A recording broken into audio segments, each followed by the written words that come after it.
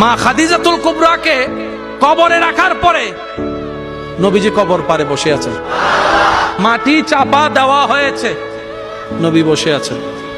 সাহাবায়ে কেরাম বলে, ইয়া রাসূলুল্লাহ, অনেকক্ষণ হয়েছে, এবার আসেন ঘরে। নবী বলছেন, ও আমার সাহাবা, যিনি শুয়ে আছেন উনি আমার দুঃখের দিনের বন্ধু, আমার অসহায় সময়ের মধ্যে উনি সহায় হয়ে পাশে দাঁড়িয়েছেন। সবাই যখন আমার উপর আঘাত করছে, এই আঘাতের রক্তটা উনি মুছিয়ে দিয়েছেন। উনি আমার জন্য একটা শক্তি হয়ে দাঁড়িয়েছেন। আমার খাদিজা, আমার স্ত্রী, তোমাদের উম্মাহাতুল মুমিনিন। ইয়া রাসূলুল্লাহ, একটু ঘরে আসেন। নবী বললেন, একটু পরেই ওনার কবরে ফেরেশতা আসবে প্রশ্ন করার জন্য। আমি নবী বসে আছি, আমার খাদিজার প্রশ্নের উত্তর আল্লাহর হুকুমে খাদিজার পক্ষ হয়ে আমি নবী উত্তর দেওয়ার জন্য।